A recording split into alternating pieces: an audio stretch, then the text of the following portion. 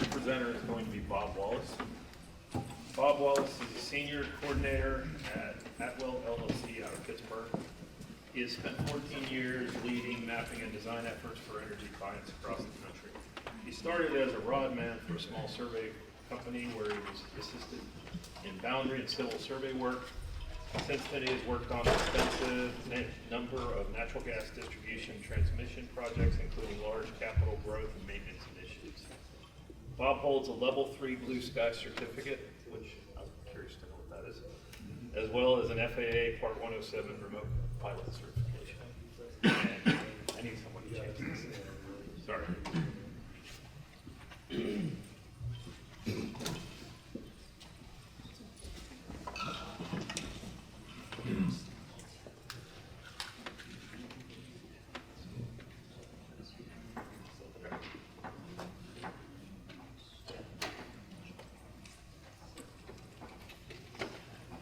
Sir? To answer your question, Blue Sky is kind of, it's a pipeline alignment sheet mapping software, so. Oh, okay. And I'm Drew Powers. I'm work for Atwell as well. I'm going to be helping out Bob here today. I don't know if Scott stepped in the room or not. Hiding in the back. Oh, there he is. So Scott is we'll be talking about his project, so he may chime in from time to time as well. Well, I hate to be the guy that keeps you all from lunch, so. I know, so we'll try to go quickly here, because yeah, I hate to be that guy. So this is the rough agenda. We're gonna fly through this, talk a little bit about the project, the background for why this project was initiated, and how we're executing the work, and ultimately what it's gonna be used for. So I'm honestly just gonna skip right through this stuff here. This is all just some marketing stuff about Atwell. For those of you that are not from the area, Peoples Gas is the local gas utility. You can get an idea here of their territory. They own and operate more than 14,500 miles of distribution pipeline, 2,000 miles of gathering pipelines, 32 compressor stations, and 7 underground storage fields. So, pretty big player in this region. I imagine most people in this room are probably from here and familiar with Peoples, but that is who this project's for. So the background and why this project was initiated was, bottom line, they did not know where their meters were located, believe it or not, in the system. And so that was the kind of the catalyst that really kicked off the project. There were multiple systems that they had merged over the years during various acquisitions. And so the data was just kind of all over the place, and they wanted to come up with a concise way to summarize things into one common GIS system. So, correct me if I'm wrong on any of that, Scott, but I think that was the main driver for the project.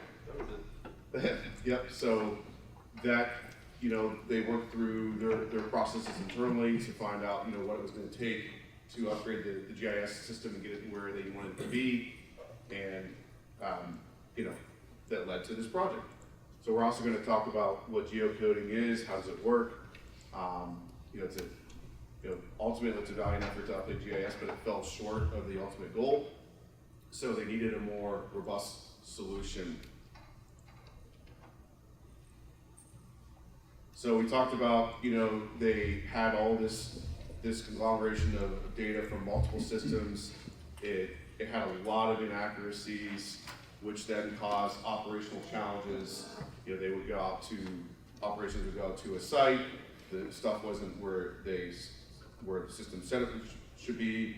A lot of times it would oftentimes be in a completely different area. Like, it could have, there's, countless main streets, right, in Pittsburgh. So, the address could have the wrong zip code, or, a bunch of other different things like that happened. Data was accidentally moved, during the transition process, or maybe someone in the field just made a mistake and fat figured something. So they discovered that there was a lot of other missing data, where the service lines tie into the curb box, how everything's linked to the parcels, and whether or not it was tied to the medium or low pressure systems. So that's obviously very important to know. if there's some sort of leak or a line struck or whatever, they want to be able to know where to which lines are affected and then how to appropriately shut down that system. So it boils down to just them needing better information, ultimately knowing where things are located. And then that can assist them with some of the things that we'll talk about here through the remainder of the presentation, such as lead survey, emergency response, and adding to utility network. So, is there anything missing, Bob? Or? Nope. So far, so good. Okay. Do you want to talk about this? Sure. So the actual scope of work, what we're doing out there is we are locating the meters, the curb boxes, and the service lines for every single meter that Peoples has in their network. What you see here in this slide is there are different regions. The different colored dots are, I believe those are the grids. So we broke the project up and the regions up into grids that contain multiple meters inside. Those were sized just on certain number. I think it was it was a 0.13 miles or something per grid. This lets us target people. Hey guys, we need to go get grids X or Y. Make sure we keep people moving. Can see and quantify some of the progress, and mark areas off as complete. The total number of sites was approximately 651,700.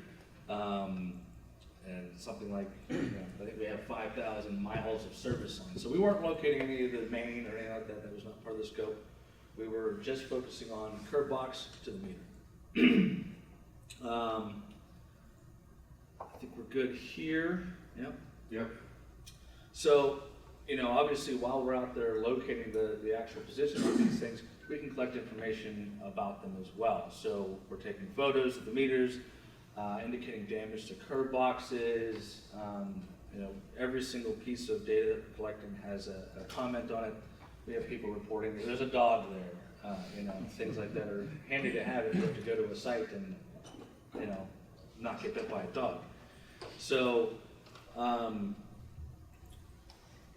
let's see here.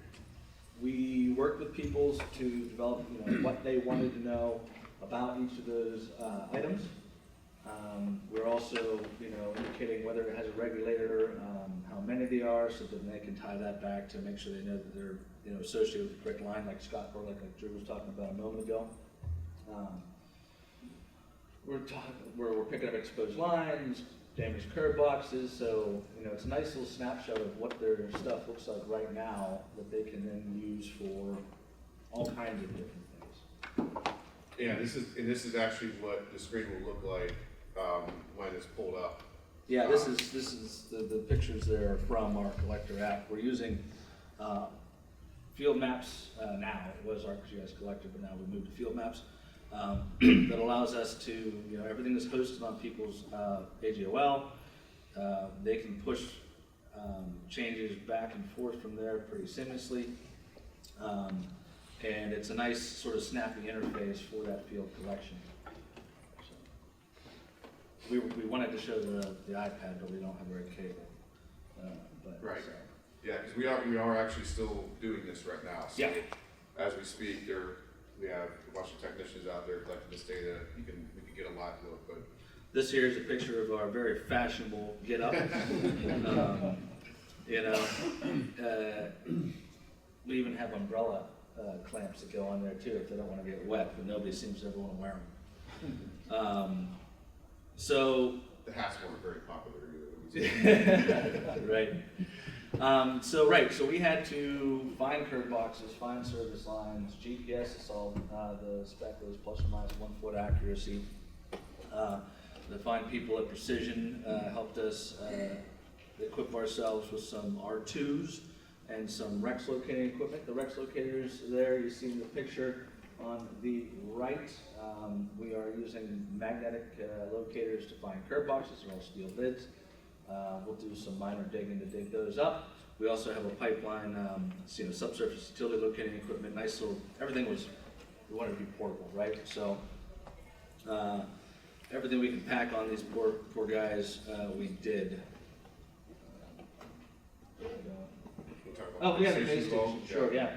Peoples has set up, as part of their tracking traceability program, they have some static base stations throughout their network. So we're actually able to connect to those over the interwebs and get nice, accurate corrections down to sub-foot with our GPS equipment. So, very handy to have. That keeps us from having to, go off and find some other different ways to get that accuracy. But they have, I think there's 3 different activated base stations right now that cover a good portion of where we're working. Other areas that don't have cellular connection available, a data link, then we go to an RTX subscription through Trimble to get our corrections in those areas without cellular signal. Okay. So, a big part of this was planning and strategizing on how to get this data. We needed to develop a way to show our field techs what they need to collect, where to collect it. This was all managed over ADOL and through field maps. We were able to develop base maps for the techs to use and reference. They could go offline with them, so if they needed to work in an area with poor reception, they could do that. We didn't want to do any post-processing or anything to the data once we were getting it. We wanted to also be able to see the data real time, and so that we could run metrics on it, and we'll show you some of those things later on, because there's so much data. We have 17 techs out in the field. We want them to be getting at least, 8 an hour, really moving through and collecting this data. So you end up at the end of the day, end of the week, end of the month with tons of data coming in. So it's important to not have a whole lot of hands-on manual effort while you're going through the data. So we wanted a solution that allowed us to pull the data in and automate some of these checks. So we went with the cloud-based, the AGOL, the field maps and things like that. It really helped us to be able to be nimble with this. Yep, so that's a good segue into how we execute the work, yep. Right, so we developed the web maps. People pushed the data over to us. We organized it, created our grids, our dashboards, our QC processes. Go ahead. This is just a snap of the group showing all of our different, so each region we broke up into its own map just to make it easier to, for billing and for execution.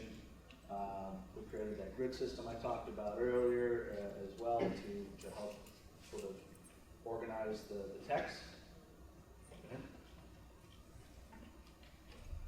This is the really great, helpful bit here with using the AGOL and the dashboards.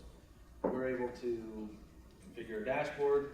Peoples is able to reference that dashboard, keep an eye on progress with snappy little, visual things. We got a little rev counter for how many meters and how many they can't find out in the field and all kinds of things.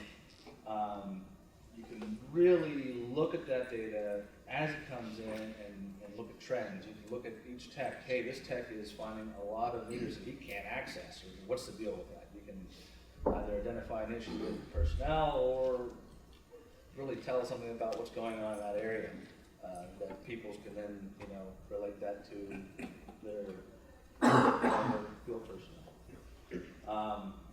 So we use it to track, productivity for each different tech. We use it, the client uses it to track our productivity. They're very custom. We probably reconfigured them on the fly 4 or 5 times throughout the whole time, the whole duration of the project, because it's so easy. We can really say, hey, let's look at this, let's look at that, and change things in it. It's nice. They're super handy. I don't know what we would have done, 10 years ago if we were trying to do this work. It wouldn't be as transparent. You wouldn't have as much information coming through, and but it's been great. Well, it's allowed us to be creative with some of the performance bonuses and things we do as well. So we'll have different incentives for keeping, curb box percentages high, GPS use high, and ultimately it's just it's a way for us to really look at the details, like Bob was saying, and automate it and visualize it. So it's worked out really well for us.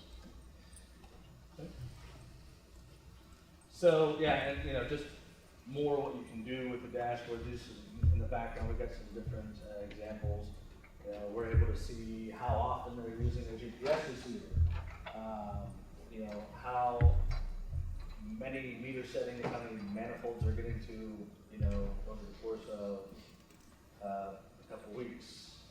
Service lines, I can identify a tech who seems to maybe be having a problem with their Rex unit, but can't figure out how to, find the service lines more often than not, or a certain area they're having issues. It's really a nice way to keep a very close eye without having to really drill down into minutia.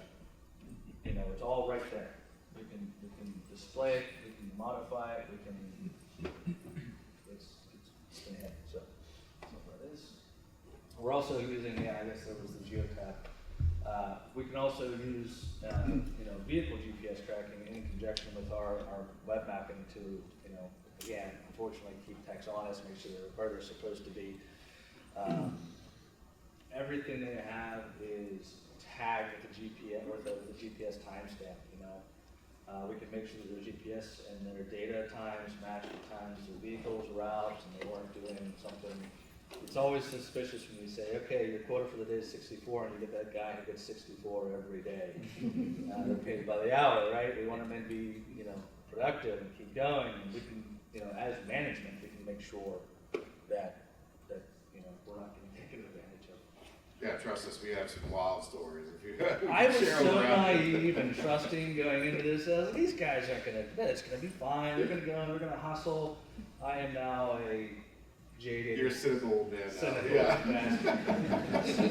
So, what can you do? Yeah. So those are more appropriate for maybe happy hour ships. You name it. We got some stories. Trust me. Yeah. So yeah, this goes into what the client's using it for. Try and not bodge it up too bad. I'm trying not to put words in your mouth, Scott. But, so yeah, how we anticipate or how we expect people to be using this data is, these three major categories here. It's a visual upgrade, obviously to their system. They're going to be able to just see everything for the first time in one space and be able to drill down into the details, down to where they'll be able to physically see the site with the photos that we're uploading, of the meter, of the service line, the curb box, everything. So it's a way for them to quickly, from their desktop, be able to get that information, and then they can feed that information out to their field crews of whatever is going on. They're going to be able to build relationships in their system, and then I'm sure there are conceptual ideas that they're running through their group right now about some of the other things that they'll be able to use this data for. So it's really sort of endless of what they can do with this information long term. So ultimately, more data is just more features. See what else is up there. So. Well, Scott's already, we've got a picture here of an outage management system that Scott has started to build based on, information I think is being fed from this initiative as well. So, early on it was where are our meters, what's going on with our curb boxes and things like that. And now, well, hey, we can use this data also to say, we've got, these connection objects over here and this, so they can use it for, you guys are GIS guys. They've got tables, they've got data that they can now tie to other tables with data and locations, right? So it's anything you can think of that's applicable to, the stuff that's being gathered in the field, they can push off to other things. So it's pretty handy so far, and they can keep growing these different connections. Yeah, they expect that it could even help with some of the modeling that they're doing with hydraulics in the system, where gas is being used, and maybe there's an improvement that they could put in, upsizing a line or whatever to help, debottleneck a certain region. We found people that weren't paying their gas bill and Right. because they didn't know about the meter, right? Yeah. So, just having people in the field gathering this information is, you know, you don't always get the opportunity to have somebody going out there and looking at stuff, outside of your damage prevention audits and things like that. So, Yep, you'll be able to develop obviously maintenance strategies as well because we're collecting information about parts of the meter that may be broken, maybe a valve stem is missing or something. You know, all that data is in there now, so then they can develop a strategy to, you know, long-term take care of those different items to replace the assets. I know we're really flying through this, but we're at the end, believe it or not. like I said, I didn't want to, you know, before lunch, it's already pushed back. You know, get stoned or anything, angry people throwing pens and such. So, any questions on any of this? I know we kind of really flew. Everybody's hungry. All right. Well, thank you all so much.